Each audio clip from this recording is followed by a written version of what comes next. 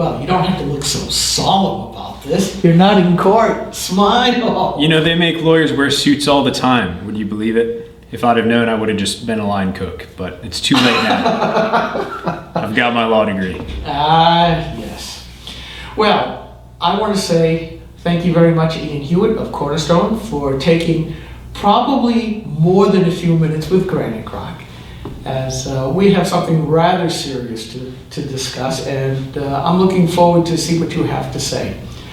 Obviously, what's in the news, and for full disclosure, I am also taking on my school board for their policy, JBAB, which concerns transgender students and non-conforming others, which basically says we can be any kind of sex that we want. That's right. SAU 16's policy, JBAB, which is actually not an acronym, it's just a meaningless set of letters, is also their gender non-conforming students policy. Correct. And this was all promulgated by the New Hampshire School Board Association, which they then pass out to the superintendents, who bring it to the boards, and the boards look through it and say, oh, I guess that sounds okay, and that seems to be it. And your version of SAU 16, I say yours because of your lawsuit, is almost the same as the one in Guilford, SAU 73, except I got them to change part of it, but not enough. Right, they're all very similar, but yes. Of course the relevant part for our lawsuit against SAU 16, and I represent a minor who was suspended initially from a week of playing football, but eventually from a single football game, for stating his view that there are only two genders. The relevant part of the gender nonconforming students policy is that a student is required to respect the gender identity of any student, whatever that gender identity might be, he, she, singular, they, z, etc. And the policy also contains this very broad clause saying that any intentional refusal to respect a student's gender identity is a violation of this policy. There's no penalty specified in the policy, but we have seen clearly in my case that school districts do understand this policy to be enforceable against students because they did enforce it against our client. And they actually will enforce it against staff as well. And I had the exact same thing, and I pointed out that it will be a violation of this policy. And I said, what's your penalty structure like? Because otherwise it's completely arbitrary and capricious. And I pounded on them for probably 4 months, and they finally dropped that part. But the main part for you is coercion of speech.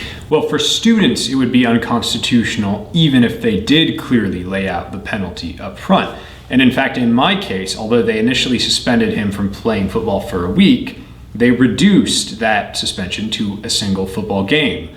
But fortunately, we live under the rule of law, we have a constitutional system of government, and there is no rule that says the government can violate your free speech rights or discriminate against you as long as they do it just a little bit. So the fact that they only suspended him from one game is still a constitutional violation, and he's entitled to a lawful remedy because they violated his constitutional rights. Let me play devil's advocate here for a bit. Isn't it a well-stated, I don't want to use the word policy, but understanding based on prior law cases, that a school district is responsible for maintaining order, that students don't have a complete set of First Amendment rights for free speech. But it's also been clear that that gap has been closing over the last few years. How do you think, as his counselor, that should be going as far as do and should they have their full First Amendment rights, or should the sway be more towards the district? Part of that answer is, well, you're going to court. Of course you know what it is. Well, there's actually a pretty clear standard. So there's a famous United States Supreme Court case. Now, this is about the federal First Amendment. I'm suing only under the state constitution. Article 22 is our state equivalent of the First Amendment. But it's very clear that the federal First Amendment is the floor. And in fact, in New Hampshire, we have a significant tradition of interpreting our state constitution as being more protective of individual rights than the federal Constitution. So that's why the federal First Amendment is important. Now, there is a clear standard from the US Supreme Court about student speech from a case called Tinker. And in that case, the Supreme Court very clearly said students do not check their right to free speech at the schoolhouse door. Schools can regulate speech to maintain appropriate discipline, but they can only prohibit the expression of a particular opinion if that is necessary to prevent substantial and material disruption to appropriate school discipline. In this case, though, it was speech via text, if I understand, whereas Tinker was, if I remember correctly, as a political blogger, was during the Vietnam War. 3 students came in and they were wearing armbands, basically saying they were against the law. Nothing was ever said. It was just a display of a thought. And of course, they ultimately won their case. And that's a form of speech, yes. First Amendment protected speech. Now, part of the speech in this student's case was via text message. Part of it was on the school bus. So the conversation started on the school bus. The student stated there are only 2 genders. He was debating with another student that disagreed. They continued that debate via text message later.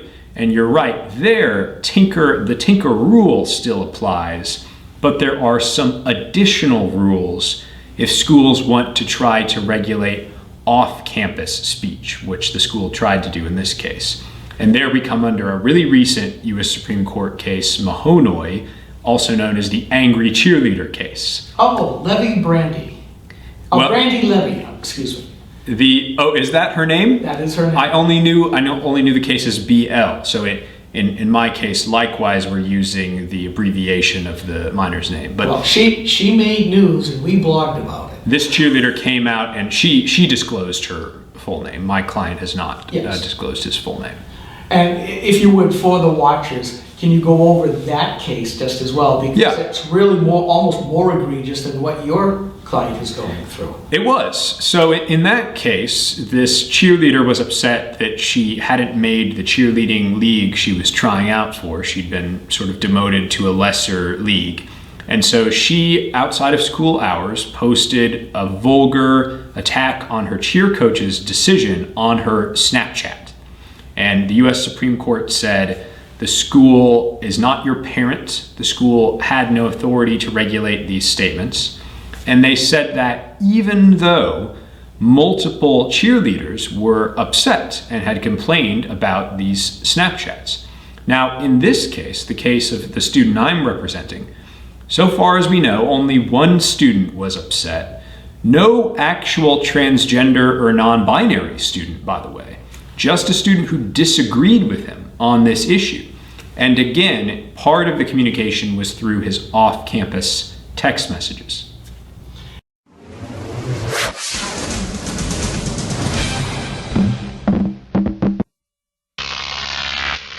Crop TV.